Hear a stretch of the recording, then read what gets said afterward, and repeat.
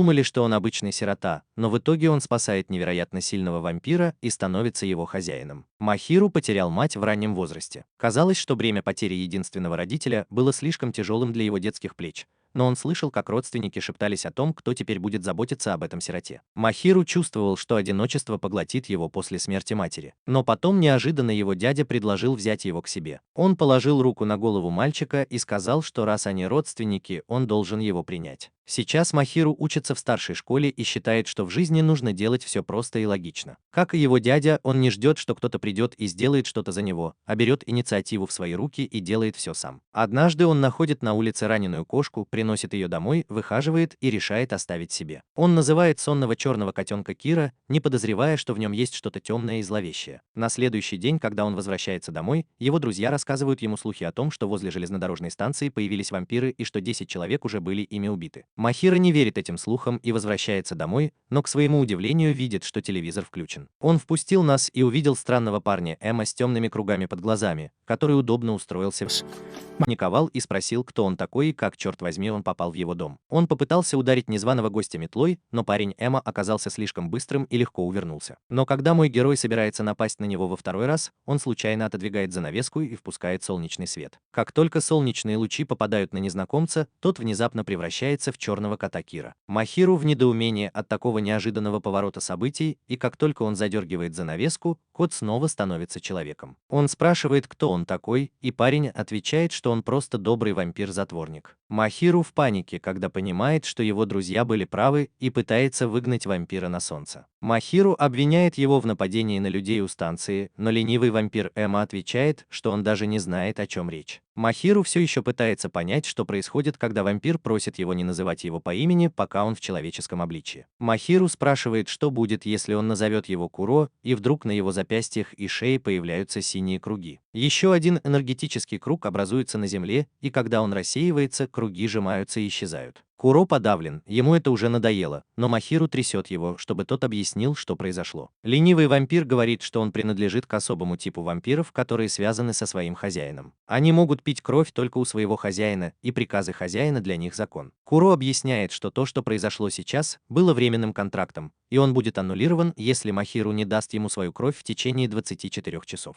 Это хорошая новость для Махиру, и он выгоняет Куро из дома, чтобы избежать проблем. Но когда он заходит в дом, его тянет обратно к Куро, который объясняет, что они не могут далеко друг от друга уйти из-за контракта. У Махира нет выбора, кроме как взять его с собой, хотя ни один из них не рад такому раскладу. Через несколько минут он решает встретиться с друзьями и берет Куро с собой, чтобы рассказать им, что кот, который с ним, вампир. Его друзья думают, что он слишком устал, и один из них дает ему номер своего психиатра. Пока Махира думает, как их убедить, он замечает в зеркале темную угрожающую тень, а затем перед его друзьями внезапно появляется уличный фокусник. Один из друзей Махира игнорирует его и уходит, но фокусник останавливает его и внезапно кусает за плечо, разбрызгивая повсюду кровь. Все убегают с места происшествия, а фокусник забирается на высокий столб и говорит, что он вампир по имени Бельча. Он знает, что Махира подобрал черного кота-вампира и вызывает его на дуэль. Пока Бельча танцует вокруг, Куро внезапно наносит ему неожиданный удар. Махира просит его объяснить, что происходит, но Куро говорит, что им нужно бежать, потому что он не хочет драться с вампиром. Махира это не нравится, и он говорит Куро, чтобы тот убегал один, а сам возвращается помочь друзьям. Бельча снова собирается напасть на них, но Махира прыгает на него и изо всех сил хватает за голову. Бельча насмехается над его попытками и атакует мечом, но Куро спасает Махира, принимая удар на себя.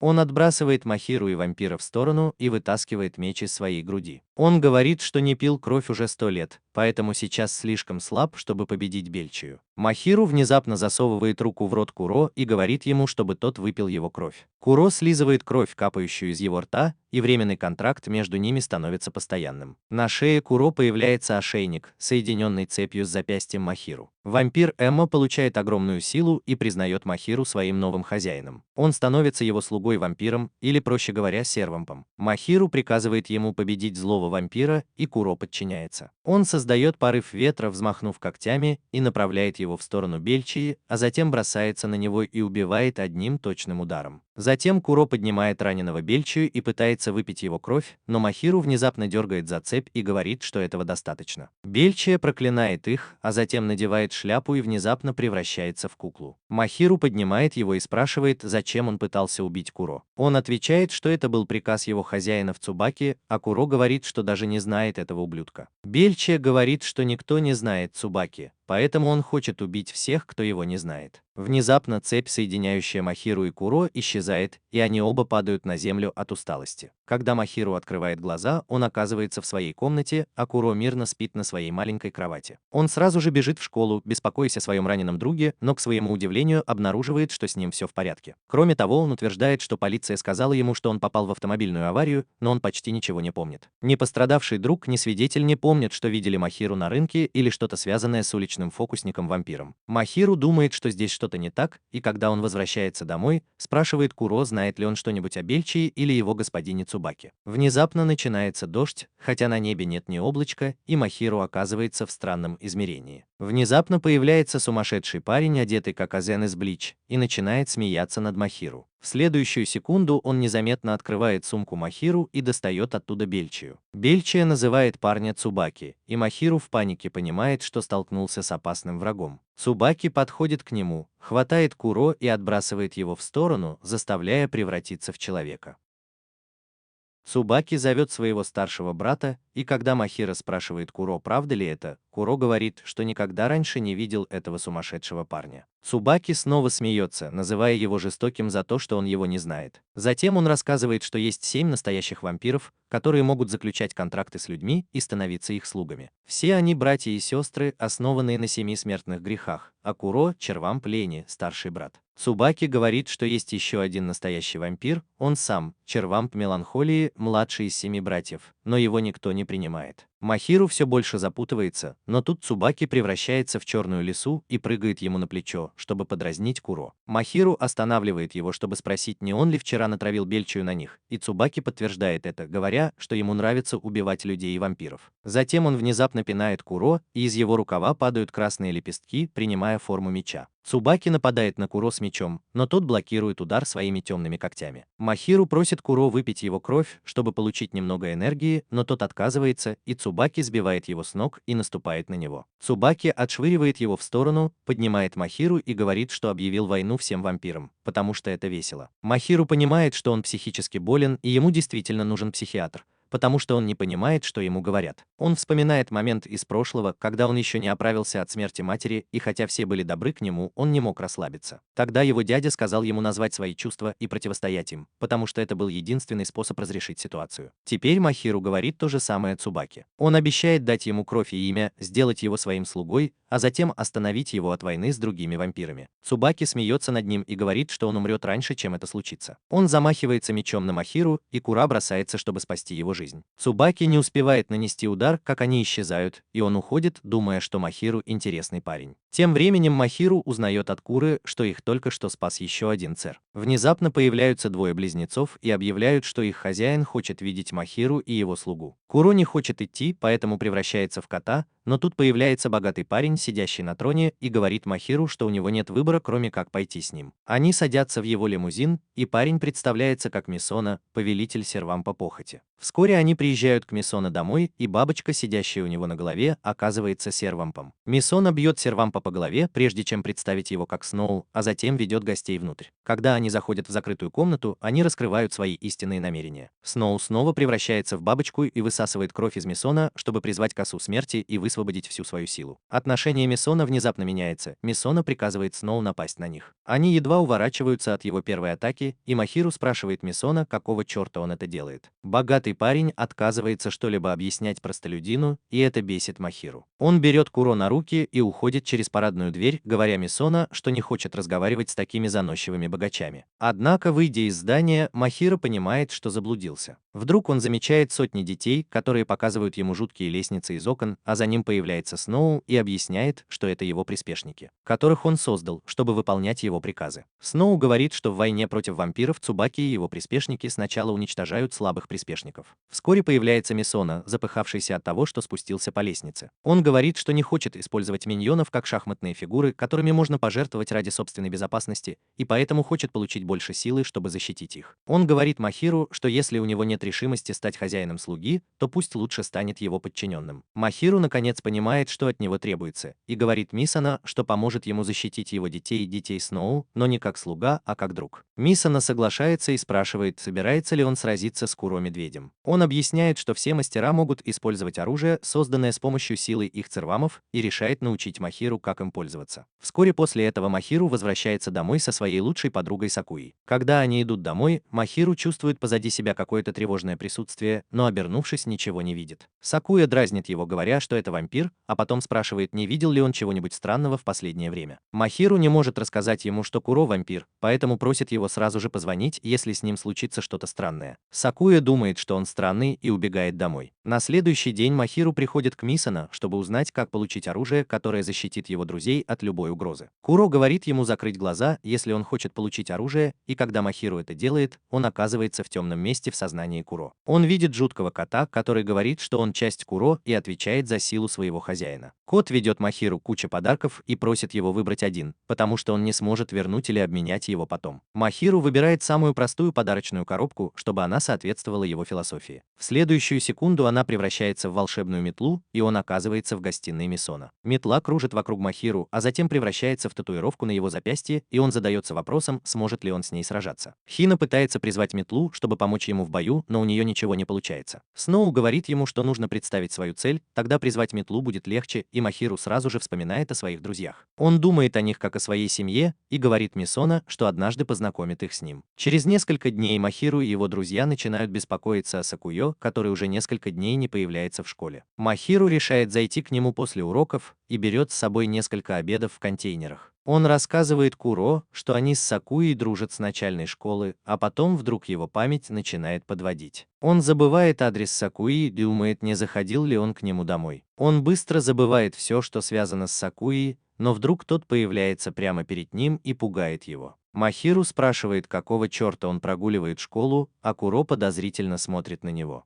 Сакуя объясняет, что несколько дней назад на него напали, и хотя его спасли, с тех пор он боится выходить из дома. Вдруг они слышат крик вдалеке, и Сакуя хватает Махиру за руку и ведет его по переулкам на открытое место. Прежде чем Махиру успевает спросить, что случилось, Куро и Кира внезапно оказываются связаны какими-то стальными нитями, и в этот момент два меча едва не задевают Куро. Бельча стоит на крыше здания и спрыгивает прямо к Сакуё. Сакуя приходит в ярость и кричит на Махиру за то, что тот пришел сюда, хотя его предупреждали, что здесь есть вампиры. Только после этого Кира понимает, что Сакуя на самом деле приспешник Цубаки. Сакуя говорит Махиру, чтобы тот вспомнил их прошлое и моменты, которые они провели вместе, чтобы он понял, что в его воспоминаниях о детстве его нет. Он достает ножи и просит Махиру выяснить, сколько из его воспоминаний настоящие, а сколько нет. Сакура нападает на Махиру, но Куро заслоняет его собой, принимая удар на себя. Бельча атакует Некса и пронзает Куро своими мечами. Махиру не может поверить, что его лучший друг вампир, а Сакуя говорит, что хотел бы им не быть. Сакуя говорит, что доверял ему, но потом совершил ошибку, солгав, что Куро обычный кот. Он почти плачет, говоря Махиру, что если бы он этого не сделал, они бы до сих пор были друзьями. Махиру хочет выбраться из этой передряги с помощью своего цервама, но Кира отказывается пить его кровь. Он говорит, что цервам питается решимостью своего хозяина, смешанной с кровью, но поскольку у него нет решимости, он не получит никакой силы, даже если выпьет его кровь прямо сейчас. Махиру чувствует себя беспомощным, потому что не знает, что делать,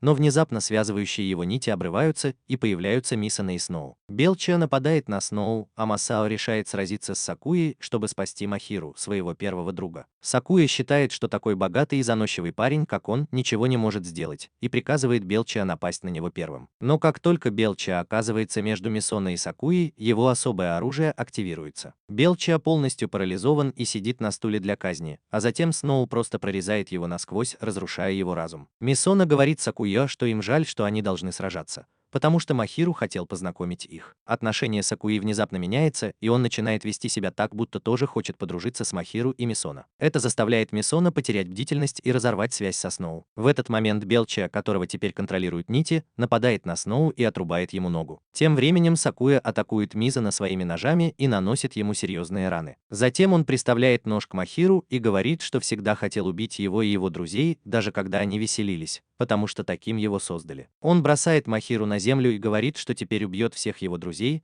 но вдруг за спиной Сакуи появляется призрак девушки и останавливает его. Она шепчет, что он хочет причинить боль другим, как ему причинили боль, и все его внимание внезапно переключается на Махиру. К этому времени Киру Элм тоже приходит в себя и говорит Махиру, что они не могут сражаться в таком состоянии, поэтому должны бежать. Но Махиру отказывается и делает шаг вперед, чтобы остановить Сакую. Он призывает свою метлу и бьет его изо всех сил, оставляя рану, которая не перестает кровоточить. Махиру вдруг чувствует, что больше не контролирует свое оружие, а затем Сакуя просит его убить его. Уверенность Махиру пропадает, и его метла превращается в облако энергии. Он не понимает, что делает, и теряет рассудок. Он чувствует, что его оружие заставляет его убить лучшего друга, и он знает, что если он это сделает, то перестанет быть человеком. Несмотря на это ужасное чувство, Махиру не может себя контролировать и бросается на Сакую, снова нанося удар. Он задается вопросом, не это ли сила, которую он хотел использовать, чтобы защитить своих друзей. Махиру продолжает бить Сакую метлой, а затем отбрасывает его к забору. Сакуя смотрит на него с ухмылкой, и Махиру надеется, что это конец его печальной жизни. С другой стороны, негативные эмоции Махиру, такие как вина и сожаление, проникают в разум Куро. Он бросается на Махиру и кусает его за шею, чтобы выпить его кровь. Цепь, соединяющая их, появляется снова, и Куро внезапно использует свою скрытую способность. Из его спины вырывается тьма и принимает форму гигантского жуткого кота. Кот изрыгает черную жидкость, которая покрывает все вокруг, и Махиру может только кричать, что происходит, прежде чем его поглотит эта жидкость. Сакура протягивает ему руку и просит приказать своему слуге убить его, и тогда все решится. Он говорит Махиру, что солгал ему раньше, потому что хотел умереть от его рук, но сейчас ситуация становится слишком сложной. Однако прежде чем Махиру успевает принять решение, пуля попадает Куро в сердце, и его темные силы исчезают. Еще один сервамп и его хозяин добрались до поля боя. Хозяин приказывает своему сервампу разобраться со всеми, и тот прыгает вниз, бьет Куро ногой и стреляет в него, пока тот не превращается в кота. Сервамп с коричневым бумажным пакетом вместо головы бросается на Сакую и стреляет в него, но в последний момент его спасает друг-кукловод. Она приказывает ему отступить, и он подчиняется. Махиру спрашивает его, правда ли он хотел убить его раньше, но Сакуя просто бросает ему свой браслет и исчезает. Вскоре на место прибывает машина, и туда приходят приспешники Сноу. Он говорит им, что Мисона не сильно ранен, и немедленно отвозит его в больницу. Махиру чувствует себя виноватым, что Мисона получил травму, но тут появляется вампир-ковбой и говорит, что Мисона должен взять на себя ответственность за то, что потерял бдительность в бою. Он представляется как странствующий торговец антиквариатом, вампир по имени Джей Джей, сервамп зависти.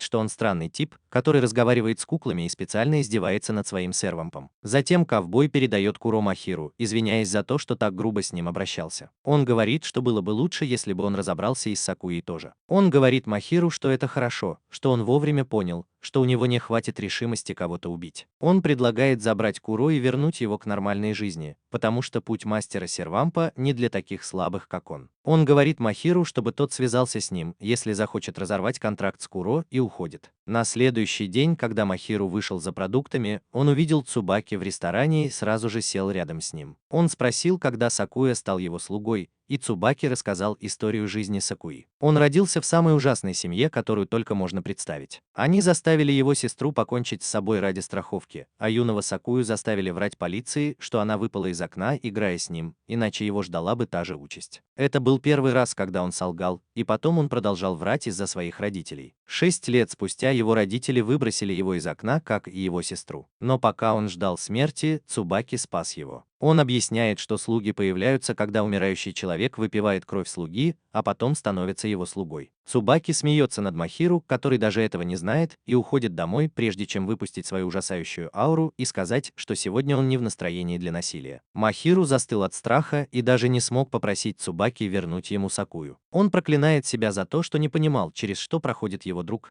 потому что Сакуя всегда вел себя так, будто все это было шуткой. На следующий день Махиру спешит в школу, надеясь, что найдет Сакую в классе. Его там нет, и все странно реагируют, когда слышат его имя, потому что помнят его характер, но не лицо. Махиру понимает, что Сакуя все еще хочет, чтобы его помнили друзья, но не может рассказать о себе всем. В день фестиваля культуры Сакуя приходит в школу в маске, хотя никто его не узнает. Его друзья проходят мимо, и он с удивлением видит на их спинах надпись, что они его ждут. Пока Сакуя думает, что ему делать, Куро налетает на него и сбивает с ног. Махиру тут же подбегает к нему, и Сакуя убегает на крышу, не в силах посмотреть ему в глаза. Он говорит Махиру, чтобы тот от него отстал, потому что он пытался убить его и его друга. Махиру отвечает, что он лжет, потому что на самом деле пытался спасти его, и даже раны Мисона были несерьезными. Они оба бегут на крышу, и Сакуя признается, что подружился с ним только в этом году, а все воспоминания о том, что они были друзьями детства, ему внушили. Махиру говорит, что это не важно, потому что он действительно был его другом, но Сакуя спрыгивает с крыши, чтобы не встречаться с ним. Махиру прыгает за ним. Он хватает его за воротник и призывает свою летающую метлу, когда они уже почти приземлились. Он говорит Сакуя, что не важно, что он вампир, потому что он все равно его друг. После этого он теряет равновесие, и они оба падают в ближайший лес. Они смеются над странными способностями Махиру, которыми он пока не может управлять, но потом Сакуя начинает плакать и говорит, что хотел бы еще немного пожить в эти счастливые моменты. Он рассказывает Махиру, что когда был маленьким и винил себя в смерти сестры, Цубаки успокаивала его и говорила, что он ни в чем не виноват. Он обещал, что придет за ним, когда все закончится, и сдержал свое обещание, пришел к нему, когда тот был при смерти. Сакуя говорит, что Цубаки был единственным, кто помог ему и не солгал, поэтому он сделает для него все. Махиру понимает, что влияние Цубаки на Сакую было таким же, как влияние его дяди на него, и сразу же говорит другу, что остановит Цубаки. Сакуя благодарит его, но говорит, что этого достаточно. Он больше не может быть с ним и со всеми остальными, и, стукнув кулаком по ладони Махиру, исчезает. Он убегает от Махиру, вспоминая, что тот был первым, кто протянул ему руку дружбы. Сакура плачет благодаря Махиру за то, что он был его другом и подарил ему счастливый год в старшей школе. Махиру расстраивается из-за своей слабости и поворачивается к Куро, который прятался за деревом, и говорит, что хочет стать сильнее. Вскоре Махиру получает письмо, которое ему трудно открыть, и отдает его Куро. Но Куро решает порвать письмо, как только видит печать. На следующий день он ведет Куро в школу и сразу же становится популярным среди девочек. По дороге домой они попадают на ночной фестиваль и решают повеселиться. Пока Махиру и Куро сидят на мосту и ждут начала фейерверка, туда приходит мужчина с повязкой на глазу. Он отдает Махиру чемодан и говорит, что тот может оставить его в бюро находок, потому что не знает, где его владелец. Как только Махиру забирает чемодан, подозрительный мужчина исчезает. Но Махиру ничего не подозревает и направляется в отдел находок. По пути он сталкивается с высоким блондином, который несет на плечах гроб. Блондин говорит Махиру, что он отстал от своего напарника и просит его проводить его до отдела находок. По пути Махиру спрашивает его про гроб, и блондин отвечает, что в нем спят вампиры. Махиру с трудом верит его словам, но вдруг позади них раздается громкий взрыв. Люди кричат, что взорвался серебряный чемодан, и Махиру вспоминает, как мужчина с повязкой на глазу сказал ему сдать чемодан до начала фейерверка. У него есть меньше минуты, и Махиру думает, что ему делать с чемоданом. Он сомневается, стоит ли звать Куро, чтобы тот унес чемодан подальше, потому что рассказывать сумасшедшему незнакомцу, что он хозяин сервампа, не лучшая идея. Но он решает довериться блондину и призывает Куро. Махиру дает ему немного крови, Куро подхватывает его и взлетает. Он замораживает чемодан так высоко, как только может, и Махиру паникует, потому что чемодан может взорваться в воздухе, но потом он падает на землю. Он сглазил себя, потому что чемодан действительно упал на землю и взорвался, но тут блондин пришел ему на помощь. Он ловит чемодан своим гробом и позволяет ему взорваться внутри. Махиру и Куро в шоке и спрашивают блондина, кто он такой. Он отвечает, что его зовут Тецу, и что он был в гробу. Вдруг из гроба доносится дрожащий голос, спрашивающий Тецу, как он мог бросить бомбу в гроб, когда он сам был там. Из гроба вылезает обгоревшая летучая мышь и падает на землю. Куро сразу же узнает в ней Червампа гордыни. Тецу дал ему имя Хью, и благодаря небольшому количеству крови Червампу стало лучше. Он не может перестать болтать и рассказывает, как встретил Тецу в гостинице у горячих источников и как мир погрузился в хаос, пока Куро бродил один. Хью говорит, что сегодняшний взрыв определенно дело рук Цубаки и его приспешников. Он говорит Махиру, что им нужно поддерживать связь и помогать друг другу в трудную минуту, но также предупреждает, что Цубаки не единственная угроза для них сейчас. Позже, когда Махиру и Куро возвращаются домой, дверь внезапно открывается и кто-то втаскивает Махиру внутрь, оставив Куро снаружи. Куро понимает, что за этим стоят какие-то плохие люди, и они снова открывают дверь и направляют на него магический пистолет. А другой парень в смирительной рубашке прыгает на него сверху. Махиру доставляют в странное место, где его встречает ученый по имени Суки. Он говорит, что они находятся в штаб-квартире Си-3, нейтральной организации между людьми и вампирами. Он утверждает, что является союзником Махиру, и говорит, что они привезли его сюда, чтобы спокойно поговорить. Цуёки просит Махиру объединиться с ними, чтобы остановить Цубаки, который представляет угрозу как для людей, так и для вампиров. Пока Махиру думает, что это слишком внезапно, Цуки пытается убедить его, что они на одной стороне и у них одна цель, поэтому проблем быть не должно. Он говорит, что Куро хорошо знает из трех и может рассказать Махиру все, что тот хочет знать о них. Цуки утверждает, что они должны работать вместе, чтобы уничтожить всех приспешников Цубаки. Махира отвечает, что это невозможно, потому что один из приспешников Цубаки – его друг, и он обещал спасти его. Цугуки провел свое расследование и знает о Сакуё. Он говорит Махиру, что иметь дело с Цубаки – это серьезное дело, и его детские чувства здесь не учитываются. Махиру отказывается работать с такими скучными взрослыми, как он, и Цугуки решение. Однако, когда дело доходит до бизнеса, он настоящий змей и говорит, что в этой комнате 52 двери, и только одна ведет к выходу. Он говорит Махиру, чтобы тот поторопился и нашел ее, иначе он больше никогда не увидит своего сервампа. Потому что прямо сейчас Куро сражается с самой талантливой командой охотников на вампиров ВС-3. Махиру бежит искать выход, но первая дверь, в которую он заходит, возвращает его туда, откуда он начал. Цугуки говорит ему, что ему понадобится целый день, чтобы проверить все двери, а к тому времени охотники на вампиров уведут Куро далеко от него. Он говорит, что если сервамп и его хозяин будут находиться дальше определенного расстояния, хозяин умрет. Поэтому у Махиру есть только два варианта: либо быстро найти нужную дверь, либо работать СС-3. Он отказывается работать с такими ненормальными людьми и продолжает искать правильную дверь, но никак не может ее найти. Он понимает, что если будет искать во всех дверях, то ничего не выйдет. Поэтому он призывает свою метлу и исполняет безумный танец, который создает торнадо, разрушающее крышу здания, и Суюки говорит Махиру, что он нашел правильный выход. Он все еще предупреждает его, чтобы он не доверял Кира, потому что в конце концов тот кровожадный вампир. Махиру говорит, что он тоже видел хорошую сторону вампиров, и они его друзья. Суюки теряет дар речи от его слов и отпускает Махиру без сопротивления. Примерно в это же время Куро нападают трое мужчин, которые были раньше. Он едва успевает отразить темные шипы, вылетающие из земли, но тут на него бросается парень в смирительной рубашке. Куро уклоняется от нескольких ударов, но получает по лицу и отлетает в сторону. Они загоняют его в угол и говорят, что если бы он пришел к ним, когда они прислали письмо, то все было бы не так сложно. Куро продолжает бежать, уворачиваясь от выстрелов, и добирается до реки. Парень в смирительной рубашке отвлекает его, говоря, что его хозяин под их контролем, и как только Куро теряет бдительность, его внезапно заключают в черные кандалы. Охотники уже собираются прикончить его, но тут появляется Махиру на своей метле и уносит его прочь. Несколько дней спустя Махиру, Мисона и Тецу собираются на встречу в гостинице Тецу. Пока Куро и Сноу наслаждаются горячей ванной, Мисона устраивает для него роскошную постель, а Тецу занят работой. Махара расстроен, потому что никто не воспринимает его стратегию всерьез. Позже они с Мисона встречаются у торгового автомата и обсуждают разные вещи, которые они не знают о Цубаке. Махара думает, что мастер сервампа зависти мог бы им что-нибудь рассказать,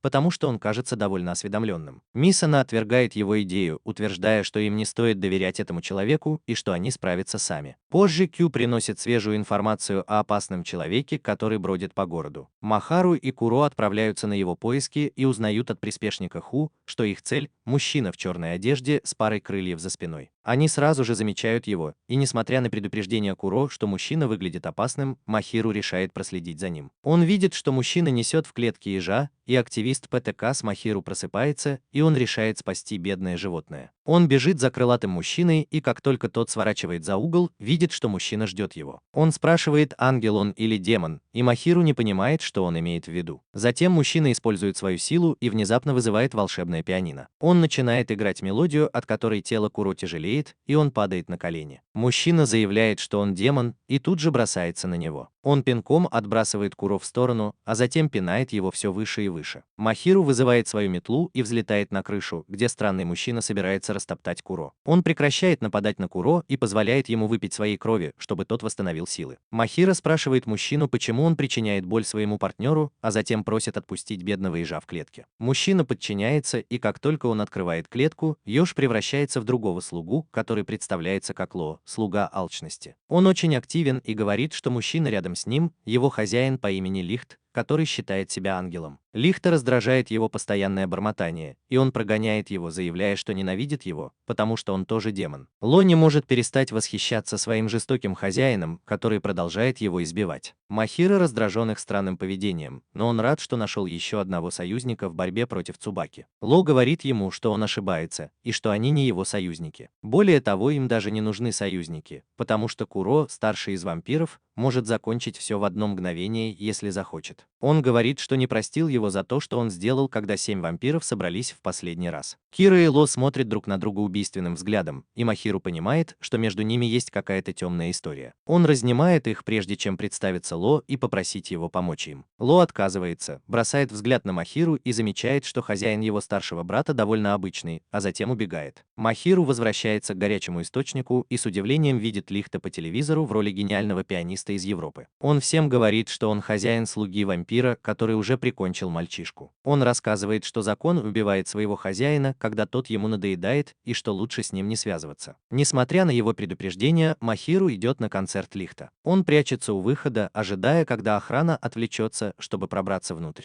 Но добрый любитель музыки замечает его и решает взять с собой на концерт, чтобы показать другую программу. По дороге Махиру замечает мужчину в повязке на глазу, который дал ему взрывчатку, и понимает, что Цубаки нацелился на Лихта, поэтому бежит в зал, где проходит концерт Лихта. В зале закон наслаждается выступлением своего хозяина, когда внезапно на него нападает вся публика. Это все приспешники Цубаки, и закон ожидал этого. Он один сражается со всеми, и к тому времени, как в зал входит герой, там остаются только трупы. Он поражен силой вампира и думает, что зашел слишком далеко. Лихт внезапно прекращает выступление, потому что люди разговаривают, и закон спрашивает его, почему он не благодарит его за то, что он разобрался со всеми врагами. Лихт просто пинает его, но закон появляется прямо за ним и пинает его в стену. Махиру беспокоится за него, но закон уверяет, что хозяева слуг сильнее обычных людей. Затем он просит Махиру перестать пытаться завербовать его и позволить Куро закончить все самому. Махиру утверждает, что Куро не справится один, и закон раздражается. Он легонько отталкивает его и отправляет в другой конец зала, но Куро ведет себя как истинный христианин, чтобы спасти своего хозяина. Ло просто смеется над ними, а потом решает рассказать Махиру предысторию 7 слуг. Давным-давно жили 7 братьев-вампиров, которые жили в мире и согласии, пока однажды не получили письмо от организации под названием С3. В письме их просили убить определенного человека, и 7 вампиров решили проголосовать за то, чтобы ответить на это письмо. Жадность, обжорство и гнев были против, а гордость, зависть и похоть были за то, чтобы убить этого человека. Поскольку голоса разделились поровну, они обратились к своему старшему брату, вампиру-лентяю. Как раз в тот момент, когда Ло собирался рассказать, что он решил, Куро охватила ярость и желание убить. Он высвобождает свою силу, а Ло смеется над ним, спрашивая, как сильно он хочет скрыть свои ошибки от хозяина. В ответ он достает меч, и двое слуг начинают сражаться на сцене. Махиру решает разобраться сам и призывает свою метлу. Он окликает Куро, и безумное выражение его лица застает его врасплох. Внезапно Лик приходит в себя после полученных ран и останавливает драку между Куро и Ло, прижав Ло к полу. Он хватает метлу Махиру, сгибает ее и прибивает Куро к стене. Он заявляет, что они все слишком разрушительны, и единственное, что им сейчас нужно, это послушать его выступление. Лихт достает свой рояль и начинает играть грустную мелодию, которая вызывает у слушателя тяжелые воспоминания и заставляет его плакать. Пока Махиру вспоминает моменты, проведенные с матерью, и начинает плакать, Уолл рычит на полу, потому что видит того, кого отчаянно пытается забыть. С другой стороны, Куро замирает, его зрачки расширяются, когда к нему возвращается ужасное воспоминание, которое он пытался подавить. Ло не может больше этого выносить, поэтому решает напасть на Лихта, который готов дать отпор. В этот момент дверь открывается, и входит человек, который привел Махиру. Он посылает талисман в виде кита, чтобы разрядить обстановку, и кит подплывает к Ло и облизывает его голову, чтобы успокоить. Ло недоволен человеком в костюме кита, который является его подчиненным. Махиру бросается к Куро, но видит, что тот совсем потерял рассудок. рассудок. Внезапно он слышит его голос и оборачивается, чтобы увидеть одного из выживших приспешников Цубаки. Она извиняется и умоляет отпустить ее, но Ло решает покончить с ней. Махиру останавливает его, говоря, что нет необходимости убивать того, кто даже не собирался сражаться. Ло сдается, потому что ему все равно не хочется связываться с безымянным персонажем. Он уходит, а Махиру подходит к человеку, который представился менеджером Крейдла. Они решают оставить приспешницу Цубаки в живых, и Махиру решает пока что отвести ее к своим друзьям. Куро следует за ним, все еще погруженный во тьму. Ло пытается успокоиться, просматривая глупые видео в ТикТоке, когда внезапно за его спиной появляется Цубаки. Он пугается, увидев ее, а Цубаки зловеще улыбается и достает оружие. Тем временем На все случаи, здравствуй, елка, Новый год. Фикс прайс, низкая цена. Я так долго откладывала свою мечту на потом.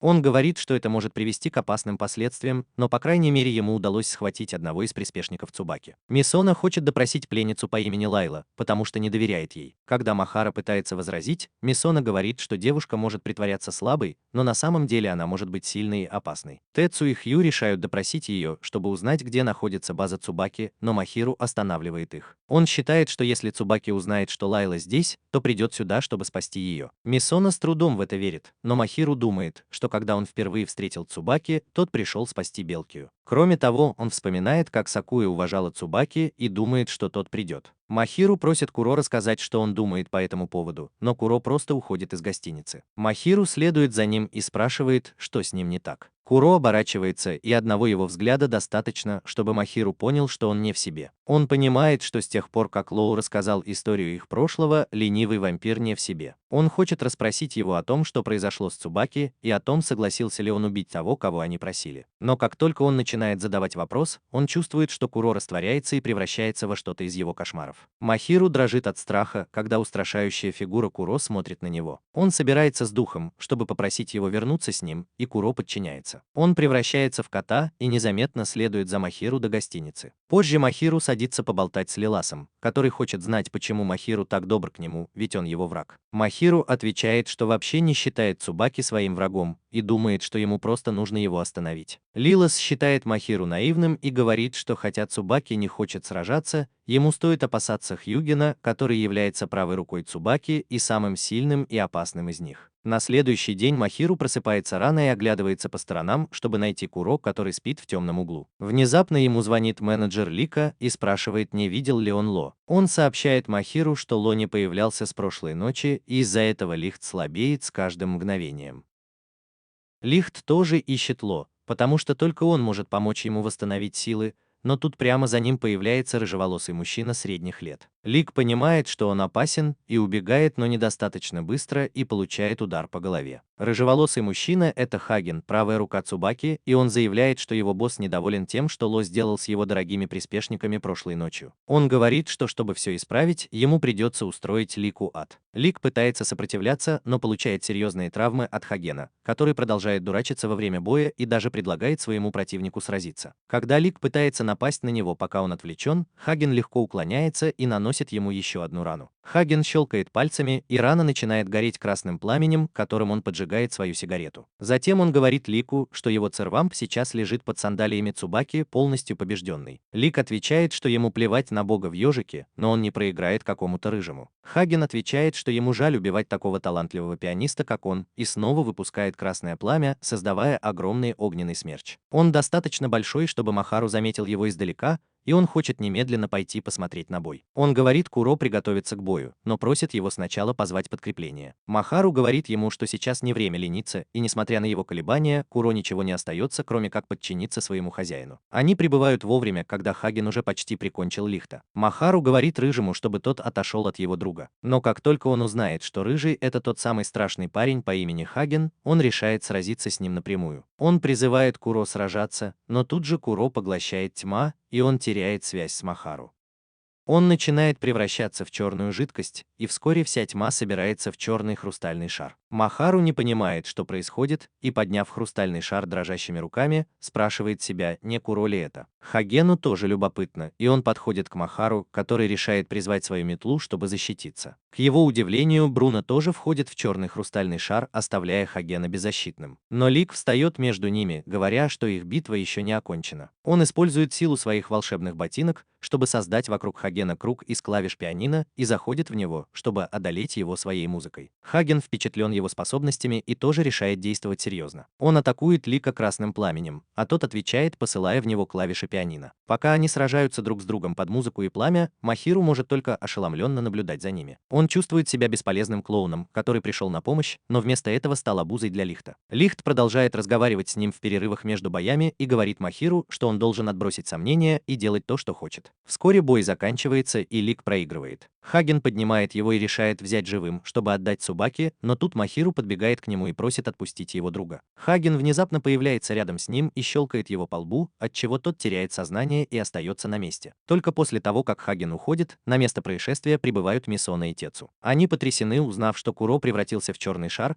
но их вампиры чувствуют его энергию внутри шара. Махиру винит себя за то, что не послушал совета Куро и пошел без подкрепления, но Мисона говорит ему, что у них все еще был шанс. Он нашел неподалеку телефон и, судя по брелку в виде Бельчии, уверен, что он принадлежит кому-то из людей Цубаки. Его догадка верна, и Цубаки тут же звонит ему и говорит, что этот телефон принадлежит Хагену, и он хотел бы его вернуть. Мисона отвечает, что обменяет его на Ло и Лика, которых он сейчас похитил. Цубаки удивляется его наглости и говорит, что это не iPhone, за который он готов столько заплатить, но Мисона говорит, что у него есть один из его приспешников в заложниках. Он просит Цубаки вернуть ему червь ампа жадности и его хозяина, не причинив им вреда, и тогда он вернет телефон и приспешника. Цубаки просто смеется над ним и говорит, что не причинит вреда этим двоим, но может разлучить их. Он заканчивает разговор и думает, что ему нужно немного изменить свои планы. Махиру и его друзья немедленно созывают еще одну встречу и решают, что у них есть время до полуночи, чтобы найти Лика и Лой и объединить их. Кроме того, Мисона говорит Махиру, что на этот раз он не придет, потому что без своего оружия и слуги он бесполезен. Они выходят из комнаты, чтобы все спланировать, и Махиру начинает играть с черным шаром, гадая, что случилось с Куро. Он понимает, что все это время его нес Куро, и ему нужно стать сильнее, если он хочет хоть чем-то помочь. Он начинает плакать, извиняясь перед Куро за то, что взвалил на него всю тяжелую работу и не смог помочь, когда ему было трудно. Куро внезапно отвечает из хрустального шара, говоря Махиру, что с него хватит его нытья и жалоб. Он выглядит как уменьшенная копия внутри шара и говорит, что не понимает, что с ним происходит, но не может выбраться из шара. Махира обещает вытащить его любой ценой, но Куро говорит, что не стоит беспокоиться, потому что ему нравится быть одному и не общаться с надоедливыми людьми. Махира зовет Мисона и Тецу, чтобы показать им, что Куро находится внутри шара, но они его не видят и не слышат. Тецу тут же придумывает план и решает разрезать шар, чтобы вытащить Куро. Махира останавливает его, говоря, что так освобождать своего напарника неправильно. Но, конечно, грубой силой тут не поможешь. Вскоре в гостиницу приходит гость, и оказывается, что это менеджер Лика, Кранц и талисман Кит. Он расстраивается, когда узнает, что Лихт и Лоу были похищены Цубаки, и Махиру извиняется, потому что из-за него все стало только хуже. Кранц решает присоединиться к их плану спасения и говорит, что Кит-талисман отлично умеет драться. А еще у него есть способ помочь им. Он достает водяной пистолет и брызгает водой на Хью, который тут же теряет сознание. Кран говорит, что пистолет заряжен святой водой и может сильно замедлить вампиров, и он часто использует его, чтобы успокоить Лоу, когда тот капризничает. Махиру спрашивает, откуда у него это, и тот отвечает, что купил у странного антиквара. Оказывается, это хозяин Сарама Зависти, и Махиру решает, что можно хотя бы попытаться попросить его о помощи. Мысли об антикваре вызывают у Мидзана ужасные воспоминания о том, как его бросили. Он говорит Махиру, что этому человеку нельзя доверять. Однако Сноу удается убедить его, что сейчас у них нет другого выбора. Они расходятся, и Махиру садится на поезд, чтобы добраться до магазина антиквара, как вдруг рядом с ним появляется Цубаки в облике лиса. Махиру пугается, когда Цубаки говорит, что его слуги нет рядом. Черный лис начинает испускать черный дым, и Махиру выпрыгивает из движущегося поезда прямо перед взрывом. Но все это было иллюзией, и Махиру понимает это только когда лежит на платформе. Он понимает, что Цубаки уже в пути, и ему нужно поспешить и добраться до антиквара. Вскоре Махиру добирается до его магазина, но как только он открывает дверь, его встречает сумасшедший ученый, который расплавил голову куклы Барби и сделал из нее сок. Махиру в шоке отшатывается, и когда сумасшедший ученый замечает его, спрашивает, кто он такой. Он оставляет Махиру в магазине, полном странных предметов общего пользования. Махиру спрашивает сумасшедшего ученого об антикваре и узнает, что тот сейчас вышел из магазина. Махиру представляется, но ученый неправильно произносит его имя, хотя и помнит, что Махиру – хозяин вампира-ленивца.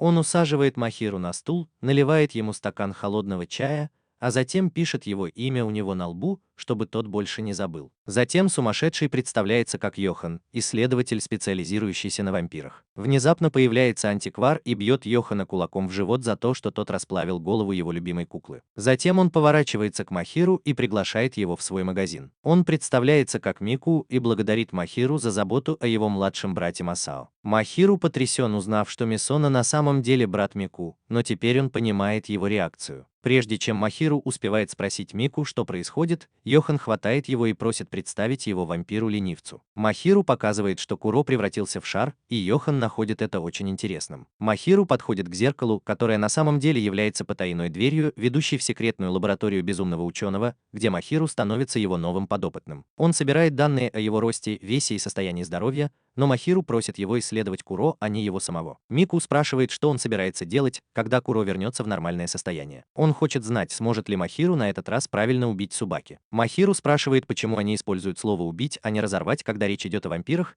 и Мику объясняет, что вампиры бессмертны, поэтому их нельзя убить. Однако слуг вампиров можно убить, если их хозяин выпьет их кровь. Что касается слуг, они появляются, когда человек дает им имя и какой-то предмет. Махиру вспоминает, что он дал Куро колокольчик, когда впервые встретил его в облике кота. Майку говорит, что предмет — это то, что связывает Церва с хозяином, и если предмет уничтожить, Церва тоже можно считать уничтоженным. Махира говорит, что он просто хочет знать, как вернуть Куро в нормальное состояние, потому что ни Майку, ни Йохан ничего об этом не знают. Махиру спрашивает Йоханна, почему он так интересуется вампирами, и тот начинает свой длинный монолог о том, как война способствовала прогрессу в каждую эпоху. Он слышал истории о том, как Куро побеждал в каждой битве и хочет, чтобы он использовал всю свою силу, чтобы победить Цубаки на этот раз. Махиру говорит, что ему не нужна сила Куро, но ему нужен Куро как друг. Йохан говорит, что его не интересуют такие сентиментальные вещи, но есть одна вещь, которую Махиру может попробовать, чтобы вернуть Куро в нормальное состояние. Он дает ему стакан чая, и как только Махиру делает глоток, он падает. Йохан смеется и говорит, что в чае было лекарство, которое позволяет хозяину напрямую проникнуть в разум слуги. Он говорит Махиру, чтобы тот разобрался с Куро и потом рассказал ему о результатах эксперимента. Вскоре Махиру оказывается в темноте, а потом видит колокольчик Куро. С другой стороны, Мисимоно воспользовался своим безмерным богатством, чтобы нанять Геогусера, который изучил несколько фотографий на телефоне Хагена. Геогусер определил точное местоположение Цубаки и его команды, которые остановились в пятизвездочном отеле. Мисона думает, что расстояние между верхним и нижним этажами отеля достаточно большое, чтобы Лихт и Уолл не смогли подобраться друг к другу. Он также думает, что Цубаки и Хаген, скорее всего, охраняют их там, и решает напасть на них вечером. Когда наступает вечер, Цубаки звонит ему и сообщает, что они на 41-м этаже. Мисона получает информацию о передвижениях Цубаки от своих приспешников,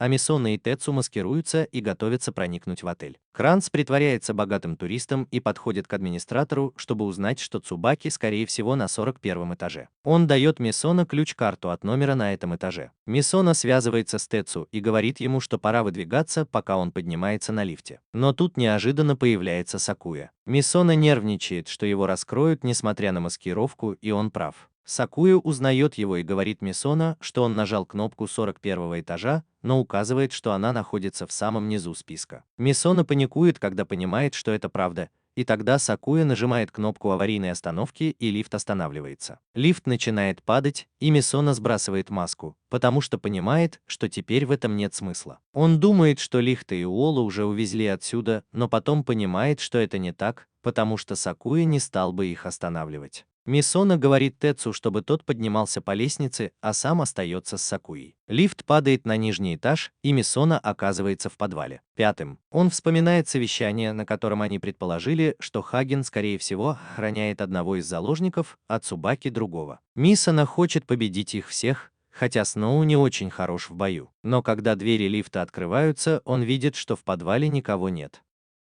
Внезапно Сакуя достает бензопилу и медленно выталкивает Мисана и Сноу из лифта. Он говорит, что план, который придумали Мисана и остальные, был неправильным с самого начала, потому что они даже не понимали, как работает мозг Цубаки. Он объясняет, что они были приманкой с самого начала, и Цубаки похитил их не для того, чтобы навредить ему. Вместо этого он использовал их, чтобы заманить Хью, гордость клана, и уничтожить его. Сакуя нападает на Мисана с бензопилой, и ему остается только уворачиваться. Он знает, что победить в честном бою будет сложно, поэтому начинает насмехаться над Сакуей. Он говорит, что Махиру до сих пор считает его, такого никчемного, своим другом, а он работает на сумасшедшего Цубаки. Его насмешки действуют, и Сакуя кричит, что никто не понимает истинных мотивов Цубаки. Он утверждает, что Цубаки ищет ключ к чему-то, сам не зная, что это. Истинная цель остается загадкой даже для большинства его приспешников. И Мисана понимает, что Цубаки не стремится к обычной войне между вампирами. Тем временем Хью и Тёцу добрались до верхнего этажа, где собрались Хаген и другие приспешники Цубаки. Он считает, что заложники где-то рядом, и несмотря на численное превосходство противника, уверен, что они с Тёцу победят. Тем временем Цубаки, следуя зову, приходит в лес и встречает там 5 парней в костюмах китов.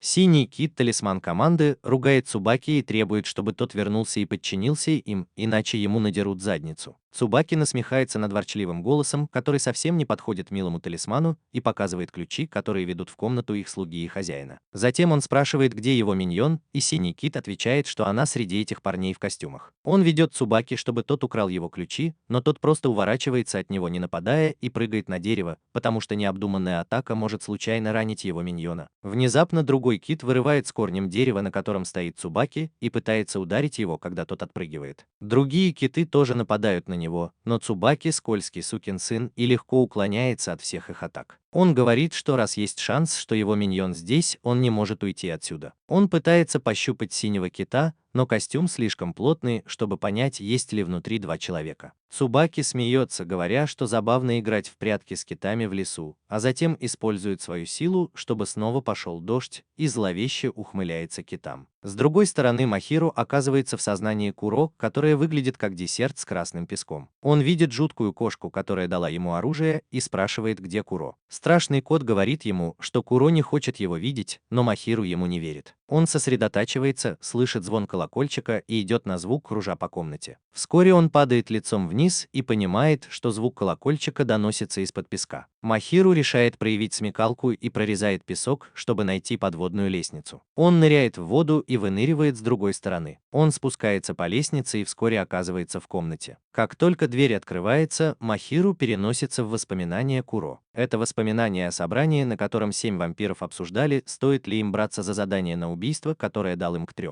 Вампиры разделились на 2 фракции. Одни считали, что нужно убить человека, который был создателем 7 вампиров. Гордыня, зависть и похоть считали, что он слишком силен и опасен, чтобы оставлять его в живых, а обжорство, гнев и жадность считали, что глупо его убивать. Ведь он ничего плохого не сделал. Новый год вкуснее с Лейс. They turned to Куро за решением, и он заявил, что сам убьет этого человека. Ло потерял самообладание и схватил Куро за воротник, спрашивая, убьет ли он человека, который был им как отец. Куро сказал ему не произносить это слово в его присутствии, потому что он не гордится тем, как были созданы такие вампиры, как он. Махиру потрясен этим и следует за Куро, когда тот отправляется на охоту. Он видит воспоминания Куро, как тот заходит в традиционный японский дом и встречает своего создателя. Внезапно из земли вырастают черные колючие лозы и закрывают Махиру обзор. Он пытается освободиться, но Куро нападает на своего создателя, и лозы крепко сжимают глаза Махиру, так что у него начинает идти кровь. Куро говорит ему, что не хочет, чтобы он видел самый постыдный поступок в его жизни, и сцена быстро меняется на последствия убийства. В то время как зависть, похоть и гордыня радуются, что все закончилось, обжорство и гнев тоже считают, что нет лучшего способа покончить с этим и принести мир во всем мире. Они клянутся, что не будут винить Куро, но закон есть закон. Он клянется, что никогда не простит Куро, который просто уходит от него. Махиру видит все это и кричит, чтобы Куро остановился, потому что на этот раз он готов встретиться с ним лицом к лицу и принять его грехи. Внезапно все погружается во тьму, а когда она рассеивается, Махира оказывается в странном месте, полном запечатанных блоков. Жуткий кот недоволен тем, что Махира слишком глубоко проникает в разум Куро, но все равно просит удовлетворить его любопытство и раскрыть один из секретов, хранящихся в этих блоках. Он предлагает ему мощное оружие, чтобы пробиться сквозь них, но Махира говорит, что оно ему не нужно. Он знает, что Куро внутри, и ему просто нужно постучать, чтобы добраться до него. Он стучит в дверь, и Куро открывает ее для него. Махиру открывает дверь и заходит в темную комнату, где где слышит сожаление Куро после убийства своего создателя. Вскоре он выходит на свет и видит, что Куро сидит, все еще сомневаясь, правильно ли он поступил. Он хочет, чтобы кто-нибудь сказал ему, что он был прав, а Махиру кричит, что он был неправ. Пространство вокруг них начинает трескаться, когда он говорит Куро, что если у него все еще есть сомнения, значит он все-таки поступил неправильно. Махиру говорит, что нужно иметь мужество, чтобы признать свои ошибки и двигаться дальше, но они все равно должны это сделать. Он бьет Куро головой, говоря, что у него нет времени здесь задерживаться. Махиру протягивает к нему руку, говоря, что на этот раз он не один, и что они вместе справятся с его прошлым и будущим. Белое пространство вокруг них исчезает, уступая место зеленому лугу. Куро принимает слова Махиру и превращается в кота, чтобы снова оказаться в руках своего хозяина. Тем временем на верхнем этаже отеля приходят в себя Лихт и Лоу. Они связаны и ранены, и оказывается, что они находятся в соседних комнатах. Лоу говорит Лихту, что даже такой талантливый пианист, как он, умрет, ничего не добившись. Он отвечает, что не умрет, и называет Лоу идиотом без каких-либо амбиций. Лоу продолжает кричать, что он ничего особенного из себя не представляет, и тут стена внезапно разламывается, и в нее врывается Лихт. Лоу замолкает, и Лихт спрашивает его, не потерял ли он способность спорить после того, как столкнулся с ним лицом к лицу. Он говорит, что его долг как ангела — убить такого демона, как он. Он начинает высвобождать силу своих магических ботинок, а Лоу просто смеется, говоря, что он такой же никчемный, как и любой другой человек. Он тоже освобождается от своих оков и призывает свой меч, чтобы убить Лихта и избавиться от его раздражающего поведения. Лихт тоже призывает свое волшебное пианино, и начинается битва, от которой сотрясается все здание. Ло понимает, что Лихт сейчас в худшем состоянии, чем он, поэтому решает быстро с ним покончить. Он бросается на него, но Лихт снова и снова успешно отбивает его меч, а затем наступает ему на лицо. Но потом у него начинает идти кровь, и он сразу же отступает. Ло думает, что сейчас он сдастся, но Лихт не сдается. Сэр Вамп впечатлен и решает сдаться. Он говорит, что они оба разные люди, но все равно второстепенные персонажи в этом мире. Лихт не согласен с ним и говорит, что единственный второстепенный персонаж во всем мире — это Ло, который слишком боится мечтать о чем-то. Он насмехается над ним, называя его сервампом жадности, ведь он не делает ничего, ради чего стоило бы стараться. Лихт бросается на него, но его слова задевают Ло, и он высвобождает всю свою силу, окутывая его тьмой и говоря, что Лихт ничего о нем не знает. Лихт вдруг видит воспоминания Ло, которые были очень давно. Раньше он был сервампом жизнерадостной принцессы по имени Офелия. Ло по-настоящему обожал ее, и каждое мгновение, проведенное с ней, было для него блаженством. Но однажды Офелия сказала ему, что ее помолвка с вражеским принцем была заключена ради мира между двумя королевствами. Ло был опустошен и предложил ей сбежать вместе с ним, чтобы получить свободу, о которой она мечтала. Офелия сказала ему, что больше всего на свете она хочет мира и процветания для своего королевства. Закон ничего не мог с этим поделать, и он видел, как Офелия вышла замуж за принца. Но мир, который принес этот брак, был недолгим, и вскоре началась война между двумя королевствами. Аристократы из королевства Офелии решили убить ее, считая шпионкой. Закон был в отчаянии и пошел предупредить Офелию об этом. Он сказал ей, что этой ночью у нее последний шанс сбежать, но она отказалась. Она заявила, что хочет мира для обоих королевств и готова заплатить за это любую цену. Закон мог только плакать, когда говорил, что убьет всех, кто хочет причинить ей вред, но Офелия запретила ему что-либо делать. На следующий день ее вывели на площадь для казни, и даже там она призывала людей обеих стран почтить ее жертву и стремиться к вечному миру. Закон мог только смотреть, как на нее опускается лезвие палача. Он был опустошен. Много веков после этого он оставался в облике ежа и охранял статую Офелии, которую люди поставили после того, как благодаря ее жертве был достигнут мир. Однажды ночью, когда он оплакивал Офелию, к нему пришел сэр Вамп Прайд, чтобы сообщить о встрече, которую созвал их старший брат. На этой встрече Куро решил, что убьет их создателя. Закон не был готов принять мир, который наступит после его смерти, потому что душевные раны, которые он получил из-за жертвы Офелии, были еще свежи. Он был в отчаянии, когда Куро отказался слушать его и все равно убил их создателя. После этого он вернулся в королевство Офелии и обнаружил, что могущественная вражеская страна разрушила оба королевства, которые она так отчаянно пыталась защитить. Статуя Офелии, лишенная головы, рассыпалась у него на глазах, и с тех пор закон изменился. Он убедил себя, что жизнь по своей сути бессмысленна,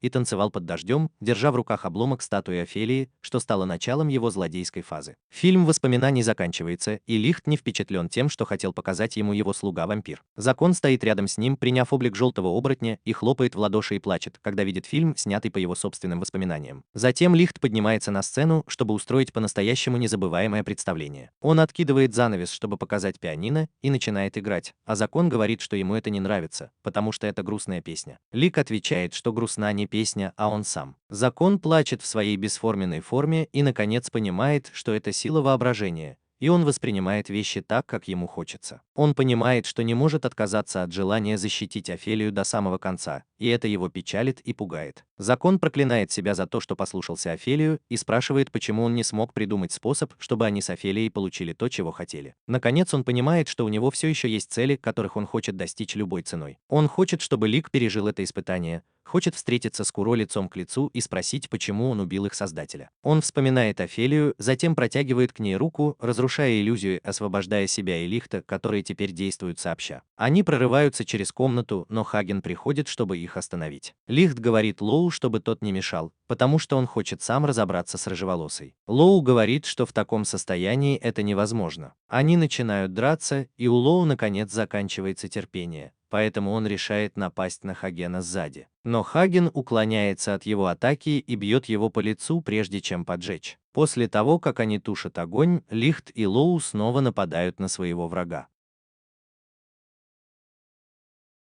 Хаген решает сначала разобраться с человеком, но как только он собирается напасть на Лихта, тот использует свою особую силу и меняется местами с Лоу. Хаген удивлен и, воспользовавшись ситуацией, Лихт наносит ему сильный удар и отбрасывает к стене. Это не причиняет Рыжему особого вреда, и он встает, чтобы продолжить бой. Пока Лихт и Лоу используют свою стратегию, чтобы меняться местами, одновременно защищаться и нападать, Хаген решает использовать все свои силы против них. Он снимает перчатки и внезапно нападает на Лихта, царапая его лицо. Оно не загорается, и Лихт немного удивлен, но Хаген слизывает кровь с рук и говорит, что он тоже вампир. Внезапно здание сотрясается от мощного красного взрыва, и Лихта с Лоу отбрасывает в другой конец комнаты. Хаген начал молодеть, и теперь он готов сразиться со своими врагами в полную силу. С другой стороны, Сакуя тянет время, чтобы Мисона и Сноу могли сбежать. Он бросает ножи в Мисона и едва не попадает в него, когда понимает, что часы, которые Сноу носил на шее, это подарок его хозяина. Чтобы уничтожить часы и победить Сервампа, Сакуя кусает себя за палец и превращает свою кровь в меч. Он нападает на Сноу с помощью ад, но тот блокирует его атаку косой. Однако Сакуя достает меч Цубаки, который может нейтрализовать силу сервампов. Он рассекает косу Сноу, а затем направляет меч на Мисона, но прежде чем он успевает нанести в него, и пуля меняет направление меча. Мика спасает брата и говорит ему, чтобы он поднялся на второй этаж и помог друзьям. Мисона ругается, но следует совету и тихо уходит вместе со Сноу. На 41-м этаже Тецу сражается с приспешниками Цубаки, используя гроб как щит. Он активирует его особую способность и призывает стаю летучих мышей, которых Хьюг отправляет на врагов. Он доволен своей работой, но парень в повязке на глазу внезапно нападает на него, отвлекая его и позволяя Белчии запереть его в своем загадочном шкафу. Белчия смеется, использует свою особую способность и заставляет Хьюга исчезнуть, оставив только дымящуюся пику. В этот момент появляется Мисона и спрашивает Белчию, куда тот отправил Хьюга. Белчия смеется и говорит, что ему стоит беспокоиться о себе. Затем Мисона узнает, что Хаген поднялся наверх, чтобы сразиться с парой грез. Он пытается разобраться в случившемся, но не знает, как изменить ситуацию. Белкия нападает на Тецу, который блокирует удар с помощью трубы Q, но затем пользователь струны связывает ему руки и ноги, чтобы тот упал на колени. Мисона еще больше расстраивается и уже собирается отдать приказ отступать, когда вдруг комнату накрывает тень.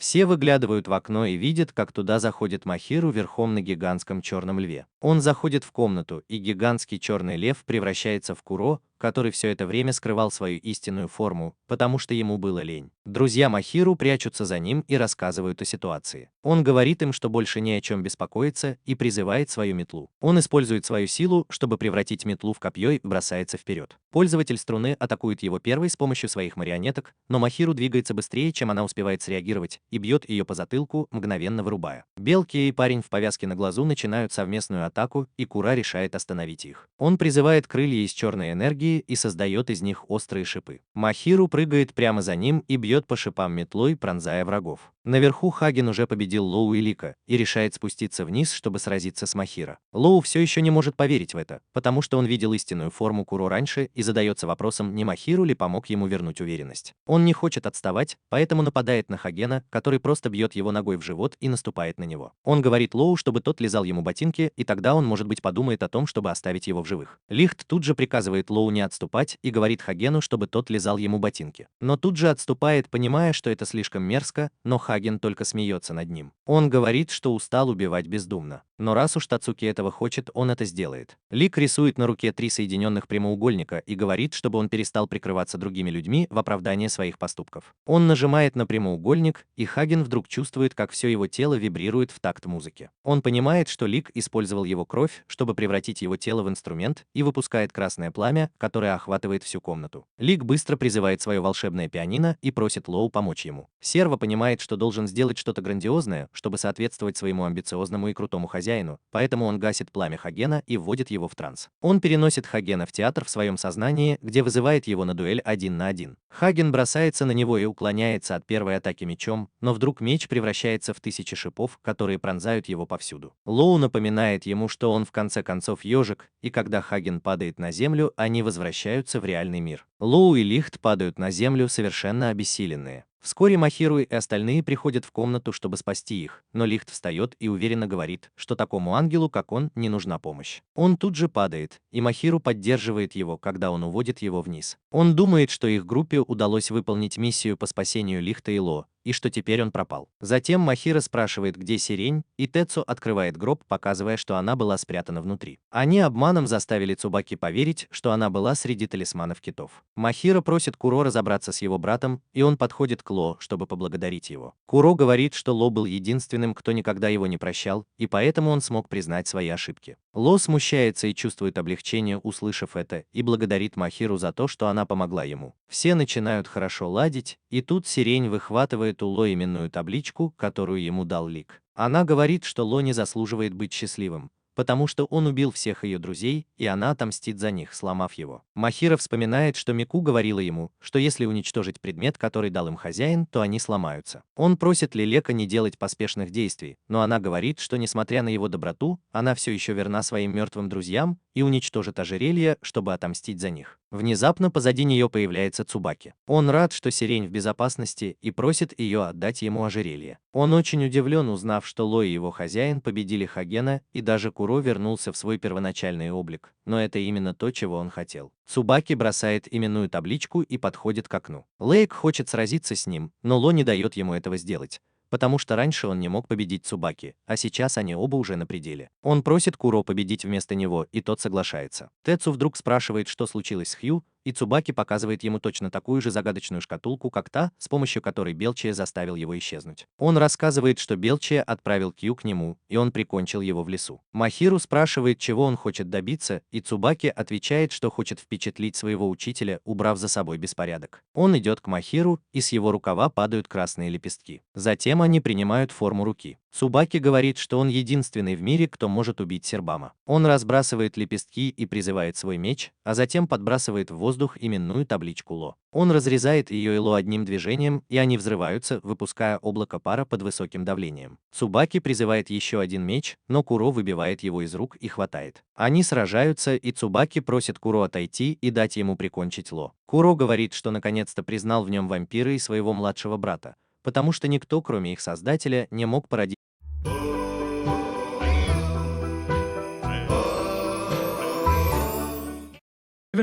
монстра, как он. Цубаки говорит, что их создатель был также его учителем, которого убил Куро, и теперь он хочет отомстить ему. Он обезоруживает Куро и направляет на него меч, спрашивая, что сказал ему учитель перед смертью, и тот отвечает, что ничего. Собаки кричит на него, спрашивая, сказал ли что-нибудь учитель, или он просто ничего не слышал. Тем временем туман в комнате сгущается, и Лихт понимает, что Ло превратился в ежа. Махара говорит Масана и Тецу, чтобы они спускались вниз, а сам идет вперед, чтобы присоединиться к битве вместе со своим слугой. Куро признает, что был неправ, убив своего создателя, но теперь он не может остановиться и должен остановить безумие Цубаки. Он достает меч и говорит, что они должны решить все словами, а не силой. Но меч ранит его руку, и Цубаки говорит, что его слова здесь ничего не значат. Куро вдруг видит, как его создатели Цубаки сливаются в одно целое, и говорит, что он должен стать таким же, как они. Цубаки смеется и говорит, что уничтожит этот несовершенный мир и поглощает весь туман, который исходит от тела Ло. Он использует силу, которую получил от тумана, и превращает ее в дождь из красных магических клинков, который обрушивается на город, и смеется как сумасшедший. Кира подходит к нему, решив все уладить разговором. Цубаки направляет на него свои мечи, но Кира отражает их и касается его плеча. Цубаки пронзает его своими магическими мечами, но Кира не отпускает его. Он хочет поговорить о том, что он сделал неправильно, и о том, что сейчас делает Цубаки неправильно. Цубаки поражен его решимостью и спрашивает, почему их создатель не рассказал 7 братьям и сестрам о своем существовании даже в последние минуты своей жизни. Он нападает на Кира и отрубает ему руку, но тут появляется Махира и блокирует его меч. Цубаки вытаскивает клинок, который пронзил Кира, и ранит Махира в лицо.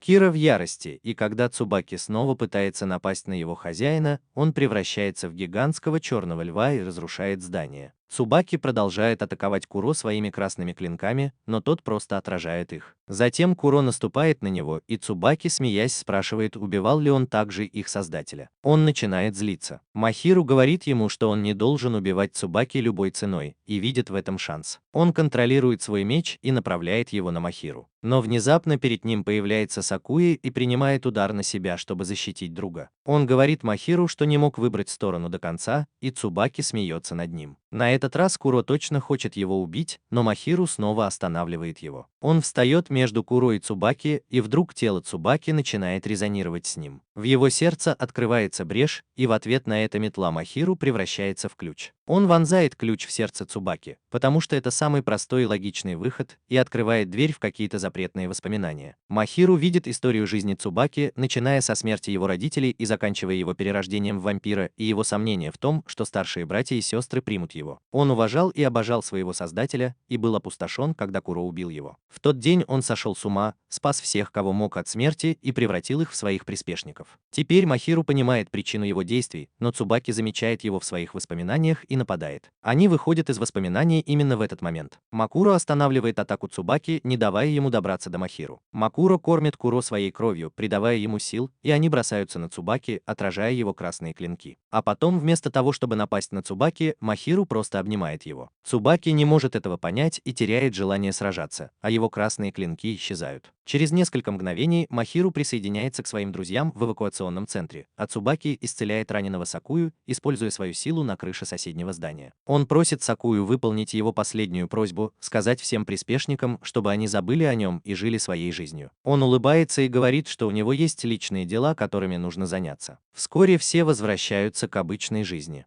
Тецу продолжает работать в своей гостинице, Лихт выздоравливает после травм, Мисона встречается с отцом, приспешники Цубаки сидят в тюрьме.